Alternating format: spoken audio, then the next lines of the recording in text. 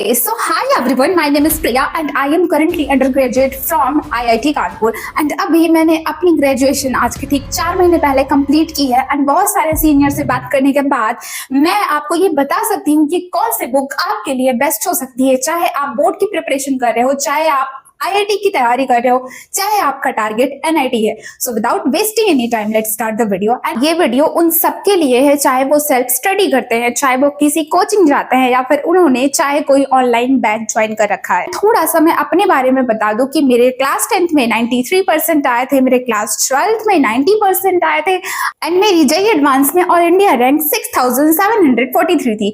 तो मुझे लगता है कि मैं आपको स्टेप बाय स्टेप गाइड कर सकती हूँ कि कौन सी बुक आपके लिए बेहतर हो सकती है। क्या अगर आपको जेईई एडवांस क्वालिफाई करना है तो उसके लिए आईईई रोडो या एसएस क्रोटो पढ़ना नेसेसरी है या फिर so let's start the video.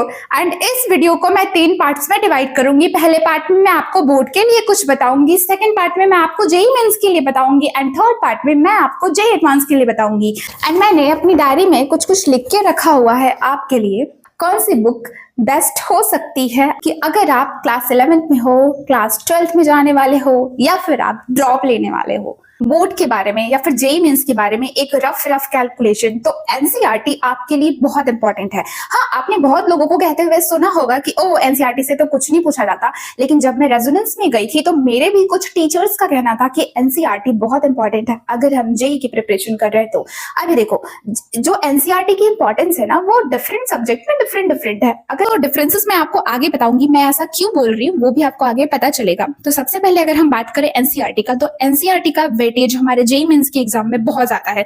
JEE mains में केमिस्ट्री में अच्छे नंबर लाने हैं तो मैं सबसे पहले आपको रिकमेंड करूंगी कि एनसीईआरटी की बुक खरीद के लाओ एंड एनसीईआरटी को word by word, line by line समझ लो, रिविजन कर लो एंड एनसीईआरटी की सारी एक्सरसाइजेस कर लो। क्योंकि अगर जेईई मेंस के लिए कोई सबसे इंपॉर्टेंट बुक है तो वो हमारी एनसीईआरटी। 60 to 70% जो क्वेश्चंस है वो कहीं ना कहीं डायरेक्ट एनसीईआरटी से पूछे जाते हैं। एंड अगर मैं फिजिक्स की वहीं पे बात करूँ तो 20 से 30% का वेटेज होता है हमारी एनसीईआरटी बुक से। बट क्योंकि जेईई मेंस की मैथ्स थोड़ी सी टफ होती है as compare to physics and chemistry, तो इसके लिए मैं आपको बोलूंगी कि आप मैथ्स पढ़ो। मतलब एनसीईआरटी आपके लिए इंपॉर्टेंट है, बट जो हमारी एनसीईआरटी होती है मैथ्स की, वो फिजिक्स एंड केमिस्ट्री के कंपेयर में बहुत कम इंपॉर्टेंट है आपकी जेईई मेंस के लिए। बट अगर आप बोर्ड की प्रिपरेशन कर रहे हो या फिर आपको एक बेस बनाना है तो ऑफ कोर्स आपको एनसीईआरटी पढ़नी पड़ेगी। तो मिला जुला के आप एनसीईआरटी से नहीं भाग सकते। एंड बात करें अगर एनसीईआरटी का वेटेज, तो एनसीईआरटी का वेटेज जेईई मेंस में सबसे ज्यादा केमिस्ट्री के लिए होता है एंड फिर फिजिक्स के लिए होता है एंड फिर मैथ्स के लिए होता है। तो अब हम वर्ड बाय वर्ड डिस्कस करेंगे जेईई मेंस की बुक।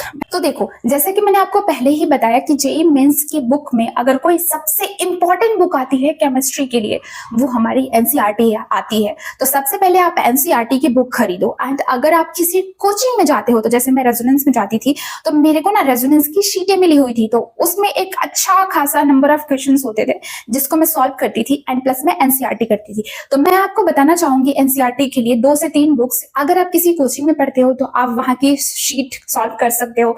एंड सेकेंड, आप एनसीईआरटी तो जरूर करोगे। थर्ड, आपने जो नोट्स बना है अपने ट्यूशन में या फिर आपने कहीं ऑनलाइन पढ़ के, वो तो मस्ट है। एंड 4, आपको एनसीईआरटी के पीवाईक्यूज जो 10 to 15 ईयर के आते हैं वो तो आपको करने ही करने हैं। क्योंकि अगर आप जेईई मेंस के क्वेश्चंस खास करके इनऑर्गेनिक और ऑर्गेनिक के क्वेश्चंस आप खोल के देखोगे पीवाईक्यूज में, तो कहीं ना कहीं आपको सिमिलैरिटीज दिख जाएंगी, बस थोड़ा बहुत डिफरेंस होता है। तो मैं आपको बोलूंगी कि सबसे पहले आपको केमिस्ट्री के लिए एनसीईआरटी करनी है, देन आपको अपने कोचिंग की शीट करनी है। अगर आप किसी कोचिंग में नहीं जाते हो तो इट्स ओके, अपनी नोट्स कर लो। एंड लास्ट, आपको पीवाईक्यूज करने पड़ेंगे 10 to 15 ईयर वाले जेईई मेंस के। जाते हैं हम फिजिक्स के ऊपर। अगेन जेईई मेंस के लिए मैं आपको ज्यादा कुछ नहीं बता रही हूँ। फिजिक्स के लिए भी आप बेसिक सा एचसी वर्मा ले सकते हो, क्योंकि मैंने भी अपने टाइम पे एचसी वर्मा लिया था। अगेन अगर आप किसी कोचिंग में जाते हो तो आप वहाँ की शीटें सॉल्व कर सकते हो एंड आपने जो नोट्स बनाए हैं जिसमें आपने इंपॉर्टेंट क्वेश्चंस किए हैं, आप वो सॉल्व कर सकते हो। एंड आपको फिजिक्स के लिए भी PYQs लेने पड़ेंगे 10 to 15 ईयर के, क्योंकि बहुत सारे ऐसे चैप्टर्स होते हैं like unit and dimension, last का सेमीकंडक्टर की, जिससे जो क्वेश्चंस होते हैं वो रिपीटेटिव आते हैं। तो मैं आपको सजेस्ट करूंगी कि आपको फिजिक्स का PYQ लेना पड़ेगा। आप फिजिक्स का के लिए HC वर्मा कर लो। अगर किसी ट्यूशन में पढ़ते हो तो आप वहां की कोचिंग शीटें भी प्रेफर कर सकते हो।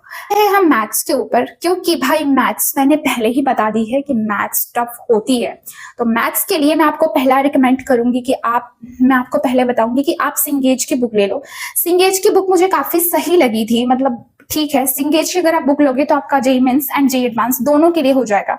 आप किसी ट्यूशन में पढ़ते हो तो आप वहां की शीट ले सकते हो, एंड आपको PYQs तो लेना ही पड़ेगा, उसका तो कोई ऑप्शन नहीं है, कोई रास्ता नहीं है।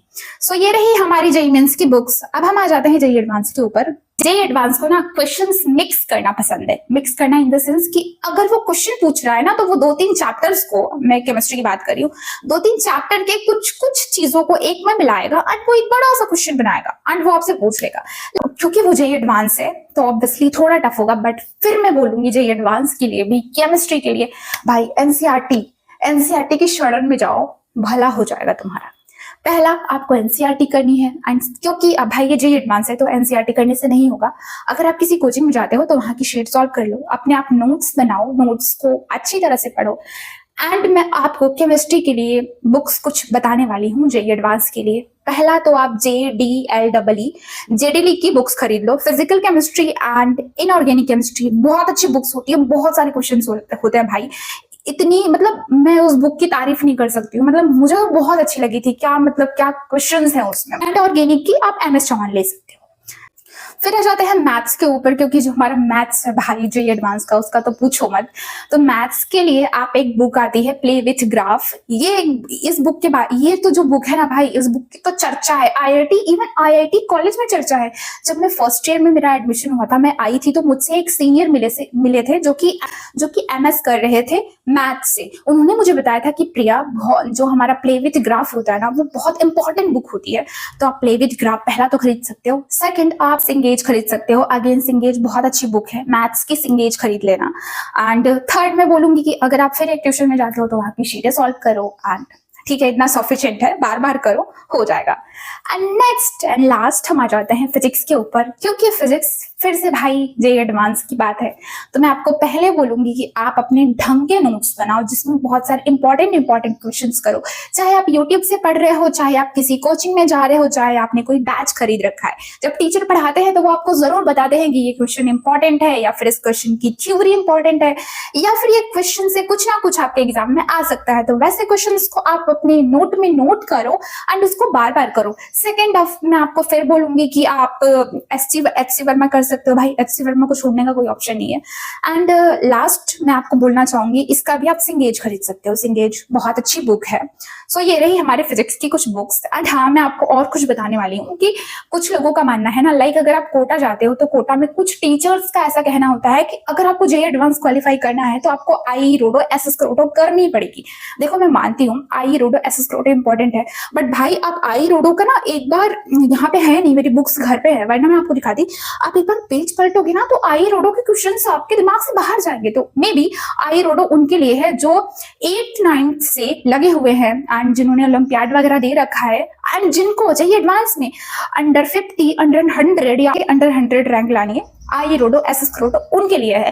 क्योंकि भाई उसके क्वेश्चंस ना नेक्स्ट लेवल के होते हैं, दिमाग खराब हो जाता है। तो अगर आपको IIT में सिलेक्शन चाहिए, लाइक आप मेरे जैसे आते हो कि मुझे IIT में बस अभी जाना ही जाना है या मेरे पास बहुत टाइम नहीं है, तो आप इन बुक्स को कर सकते हो। साथ में आपको जेईई एडवांस का PYQ भी करना पड़ेगा, बहुत इंपॉर्टेंट है।